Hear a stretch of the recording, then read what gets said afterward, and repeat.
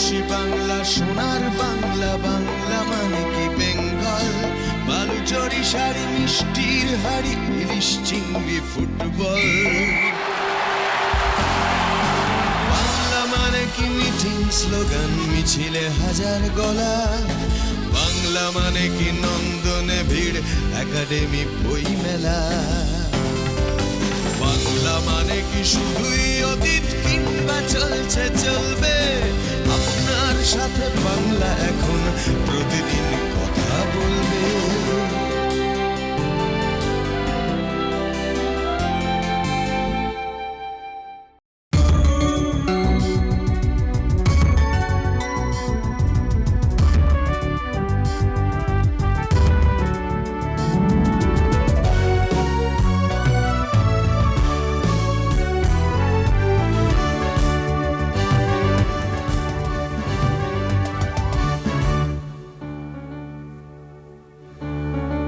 গত সপ্তাহে আমরা জাভেদ আখতারের সঙ্গে খোলামেলা আলোচনায় অনেক কিছু জানলাম।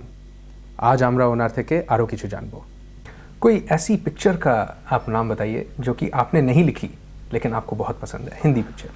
आनंद, मुगल आज़म, गंगा जमुना, प्यासा, साहब बीबी और गुलाम, देवदास दिलीप कुमार की जो बिमलदार ने बनाई थी, बहुत सी पिक्चर्स।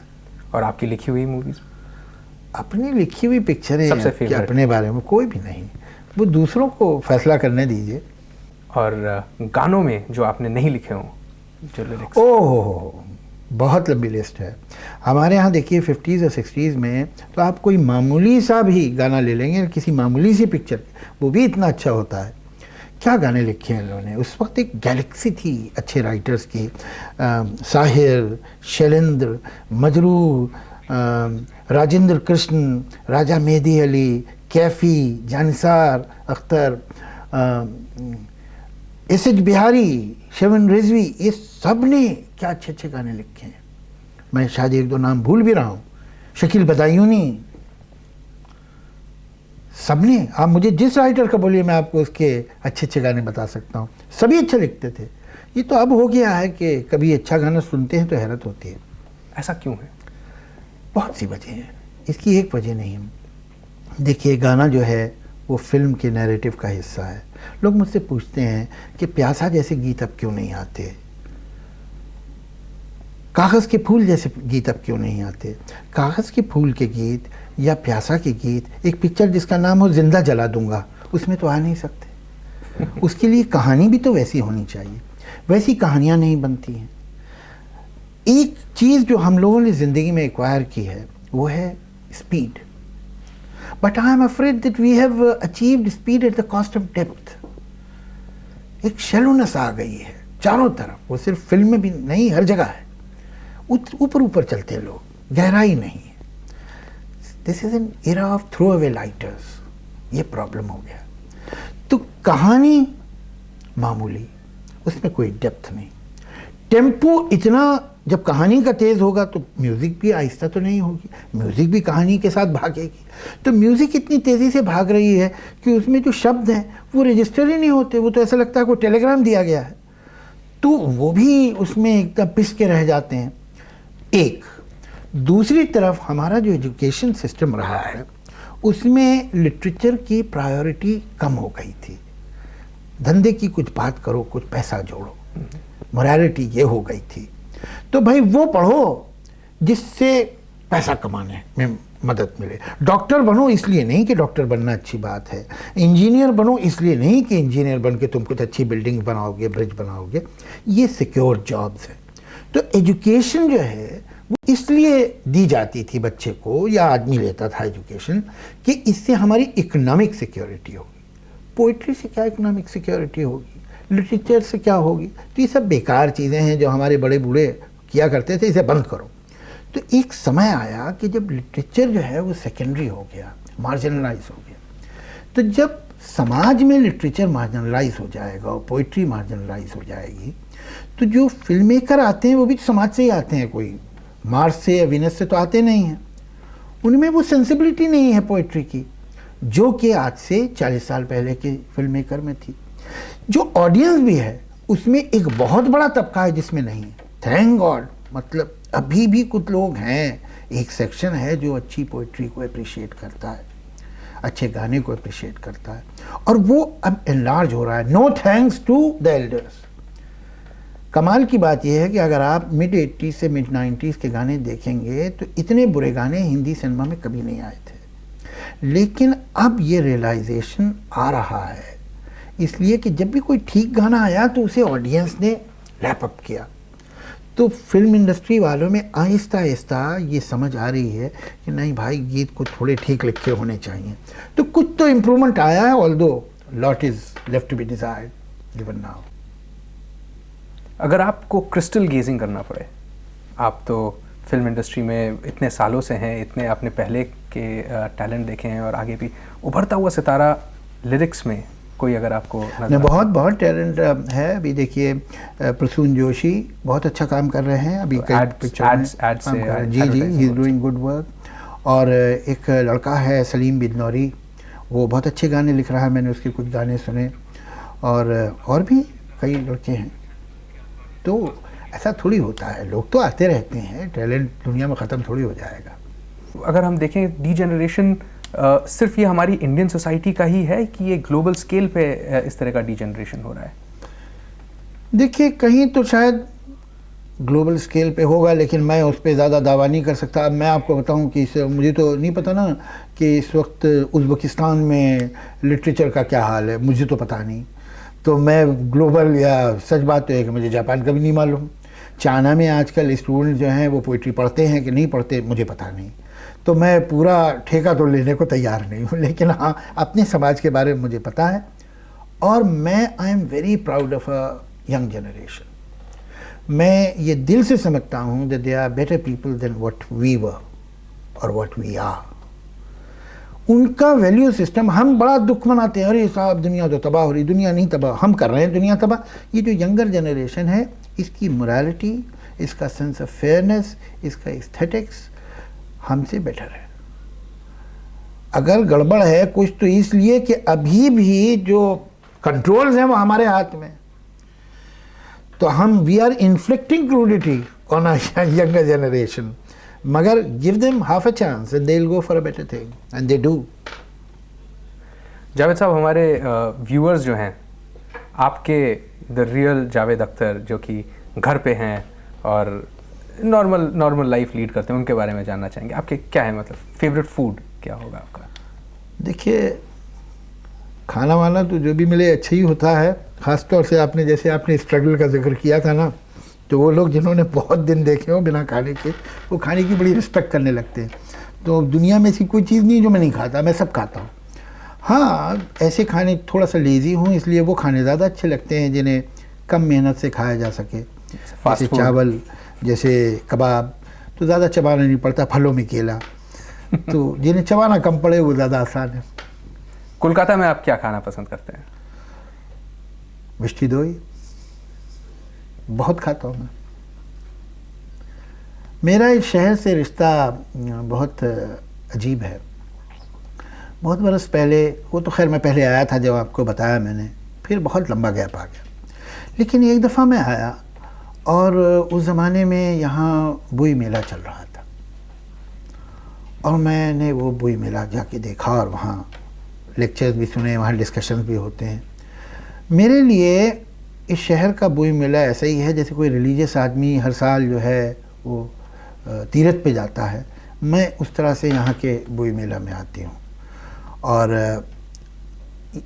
आप लोग को तो यहाँ रहते हैं, पता नहीं कितना अंदाज़ा है या नहीं है, लेकिन one should be very proud of this city. Not only those who live here, but any Indian should be proud of this city. इसका जो वैल्यू सिस्टम है यहाँ, एक आम इंसान के जो संस्कार हैं, जो वैल्यूज़ हैं, वो अभी भी बहुत अच्छे हैं और बहुत बेहतर हैं बहुत से लोगों से। सबसे इंटरेस्टिंग मोमेंट आपका कोलकाता में अगर हुआ हो? वो तो इस वक्त है कि आपसे बात कर रहा हूँ। और जनरली बाहर सबसे इंटरेस्टिंग मोमेंट आपका लाइफ का? देखिए, अगर आपका सबसे इंटरेस्टिंग मोमेंट जो है वो आपके पास्ट में है, तो फिर आप जिंदा कहाँ हैं? आपका अगला मोमेंट जो है वो सबसे इंटरेस्टिंग होना चाहिए, और जब वो पास्ट बन जाए तो वो गया, फिर अगला सही। ज़िंदगी में फ्यूचर जो है उससे ज़्यादा इंटरेस्टिंग मोमेंट कोई नहीं है।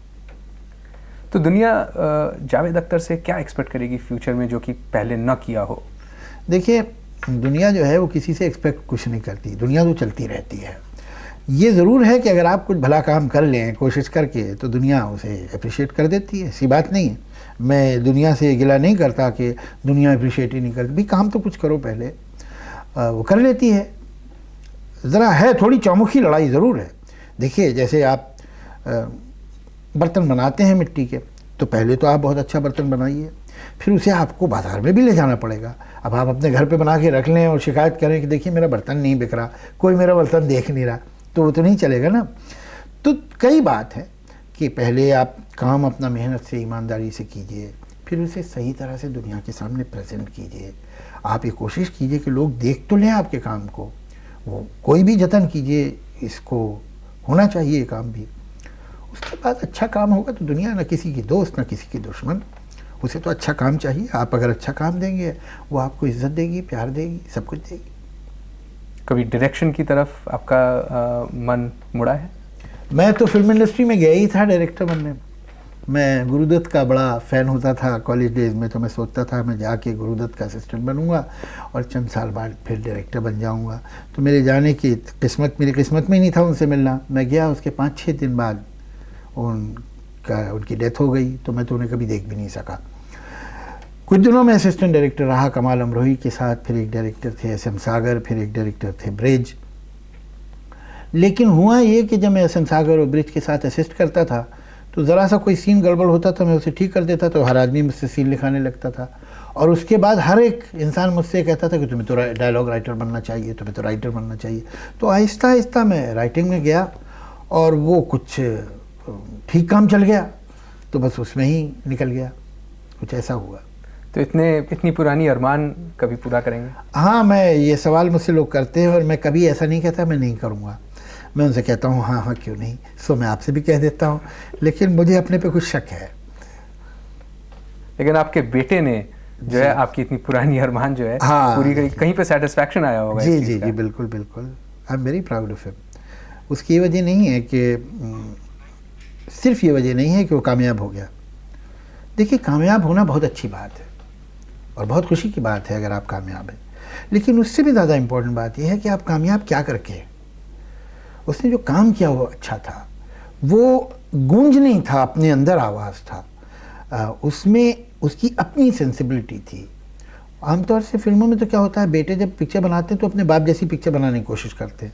उसमें कोई इमिटेशन जो था अपने बाप के काम का नहीं था, बल्कि वो उसका अपना एक्सपीरियंस, उसकी अपनी अंडरस्टैंडिंग, उसकी अपनी वैल्यूज़, अपनी एस्थेटिक्स थी। ये बहुत बड़ी बात है। आप किसी और की गूंज, किसी की नकल नहीं है, बल्कि अपने अंदर एक व्यक्तित्व है आपका, अपनी पर्सनालिटी है, आपकी अपनी आवाज़ है। And that makes me feel very proud of him. How would you like to be remembered 50 years from now, 100 years from now? देखिए, अब ये तो मुश्किल है, ये तो ज़रूर है, मैं आपसे झूठ नहीं बोलूँगा, ये तो मैं चाहूँगा कि लोग मुझे याद करें। और करेंगे? पता नहीं, वो तो अभी इतनी जल्दी फैसला नहीं करना चाहिए। लेकिन ये कि हाँ, क्या होता क्या है कि अगर वक्त जो है, अगर आप थोड़ा बहुत भी ठीक काम कर लेना तो वक्त बड़ा मेहरबान है। जैसे जैसे समय गुजरता है वो आपकी इमेज को और बड़ा करता रहता है, और अगर आपने बुरा काम किया है तो जैसे जैसे समय गुजरता है वो आपकी इमेज को और बुरा बनाता रहता है। वक्त एग्जैजरेट करता है, हिस्ट्री जो है तो धीरे धीरे एग्जैजरेट करती रहती है। जैसे आज आप सोचिए ना, अलेक्जेंडर के बारे में, अकबर के बारे में, तो ऐसा लगता है ये लोग सिर्फ डायलॉग बोलते थे, कोटेशन बोला करते थे, कभी कोई नॉर्मल बात ही नहीं करते थे। उनको देखिए क्या बना दिया वक्त ने। भाई वो लोग भी कभी छींकते होंगे, कभी खांसी आती होगी उनको, कभी पेट में दर्द होता होगा, लेकिन हम कभी सोचते नहीं ऐसा। इस तरह के कैरेक्टर, अरिस्टोटल के बारे में आप कभी ये सोचे कि उसे ज़ुकाम हो गया, छींक रहा है बेटा, कहता भी मैं आज लेक्चर नहीं दे सकता, मुझे बहुत ज़ुकाम है। कभी आपको ध्यान नहीं आता। तो अगर आप अच्छे हैं तो समय आपकी ऐसी तस्वीर बना देता है कि जो आपसे भी अच्छी होती है, और अगर आप बुरे हैं तो समय धीरे धीरे जब वक्त गुजरता है, डिकेड्स और सेंचुरीज, तो आपको इतना बड़ा विलन बना देता है जितने बड़े थे नहीं आप। तो मेरा ख्याल है हम आप दोनों ऐसा करें कि कुछ अच्छे काम जल्दी से कर लें, ताकि वक्त अगर हमें याद करे तो कुछ थोड़ा और एग्जैजरेट करके हमें और अच्छा बना दें। এখন একটা কমার্শিয়াল ব্রেকের পর আবার জাভেদ আখতারের সঙ্গে অকপটে।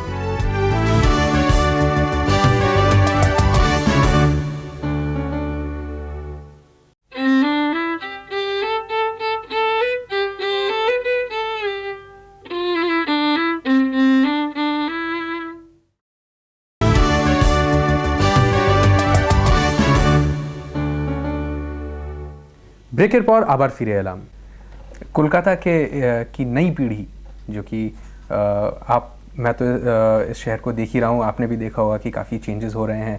नई पीढ़ी को अगर आप अपनी किसी कविता से 4 लाइन अगर बताना चाहेंगे तो क्या होगा? देखिए, मैंने तो कुछ नसीहत की कविता लिखी नहीं है। मैं कुछ मुझे कभी आपको सच बता रहा हूँ, जैसे कि मैंने आपसे पहले भी कहा कि मुझे नई पीढ़ी की सेंसिबिलिटी पे इतना विश्वास है कि मुझे ऐसा लगता नहीं है कि मुझे इन्हें कुछ बताने की ज़रूरत है, बल्कि मैं तो कभी ये आज के यंगस्टर्स को देखता हूँ तो मुझे ऐसा लगता है कि इनसे मैं कुछ सीख सकता हूँ। मैं उन्हें अपने से ज़्यादा समझदार और बेहतर इंसान पाता हूँ। कोई आपकी सबसे फेवरेट कविता जो कि आप हमारे व्यूअर्स को सुनाना चाहें? अपनी लिखी हुई? जी। अपनी लिखी फेवरेट क्या होती है? लिखते समय तो हर कविता ही फेवरेट होती है, वरना लिखेंगे क्यों? किसी और की जिसको कि आप बहुत एडमायर करते हो?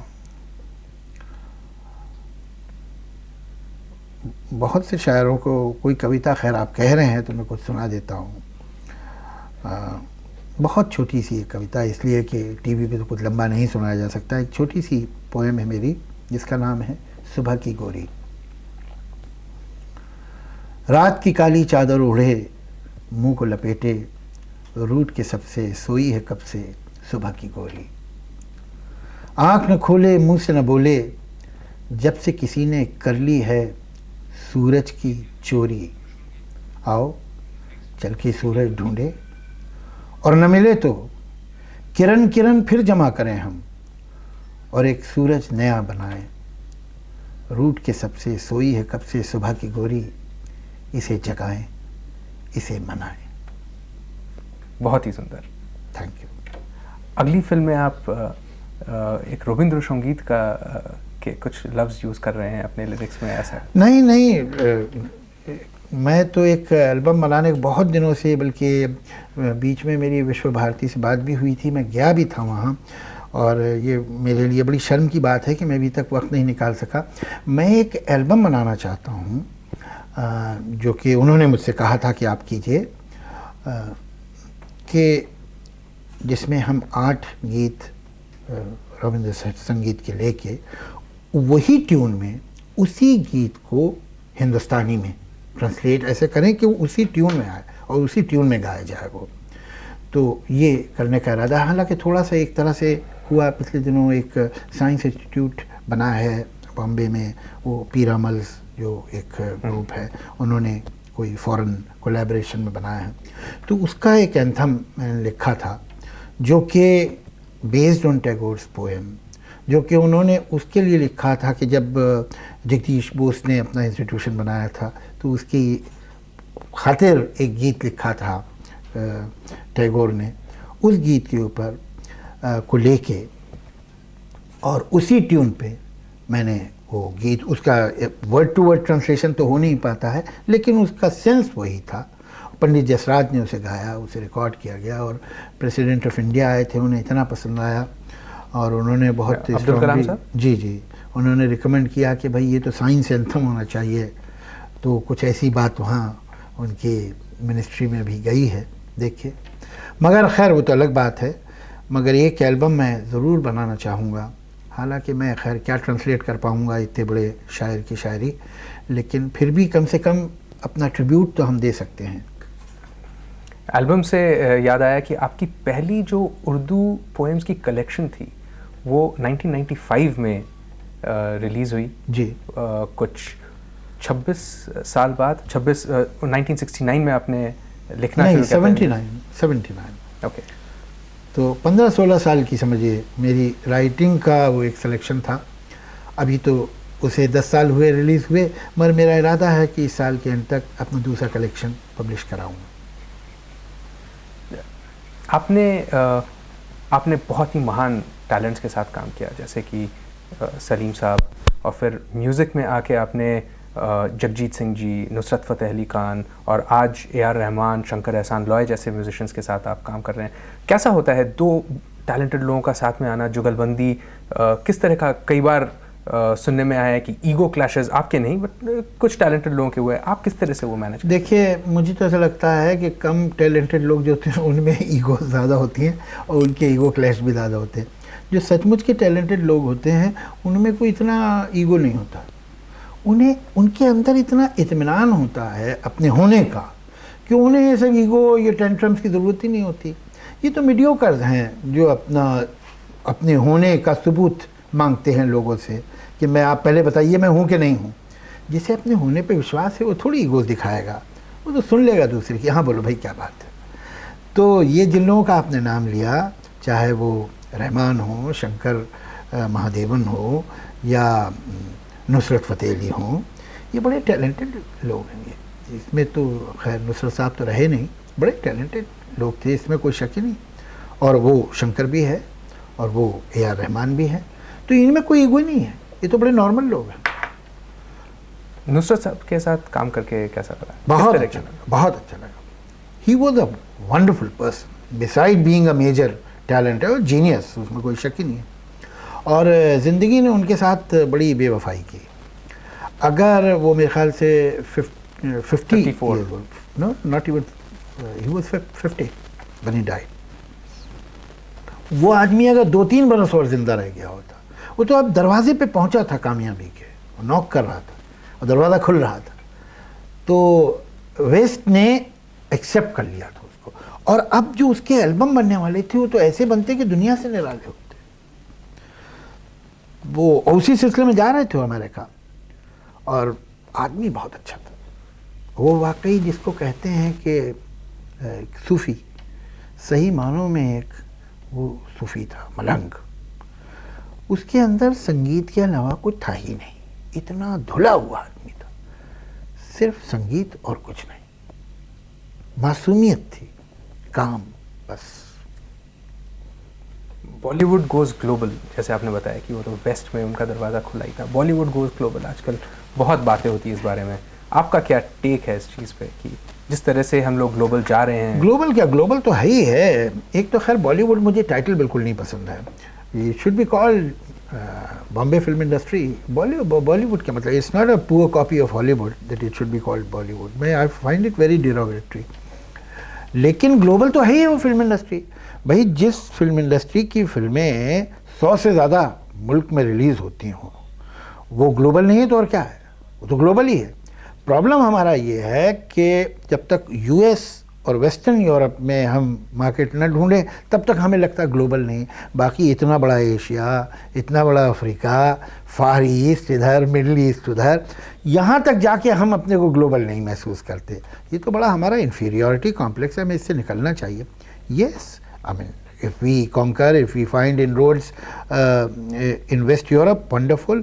In North America, how good, ठीक है, अच्छी बात है, we should try it. मैं नहीं कहता उधर जाना ही नहीं चाहिए, लेकिन ग्लोबल तो हम अभी भी हैं, इंटरनेशनल तो हम ही हैं। फाइनल सवाल, इंडिया पाकिस्तान क्रिकेट सीरीज़ अभी ख़त्म हुआ, प्रेसिडेंट मुशर्रफ साहब भी आए और कश्मीर से, श्रीनगर से मुजफ्फरनगर तक बस भी चली, तो माहौल काफ़ी चेंज हो रहा है इंडिया पाकिस्तान रिलेशंस में। आप तो पाकिस्तान भी गए हैं, पाकिस्तान के लोगों के साथ काम भी किया है, क्या आपको लगता है कि ये चीज़ 10-15 साल पहले भी हो सकती थी? क्यों नहीं हो सकती थी, लेकिन अब बजाय इसके कि इसका गम करें कि 15 साल पहले क्यों नहीं हुई, अब ये सोचना चाहिए कि भाई अब हो रही है तो हो जाए।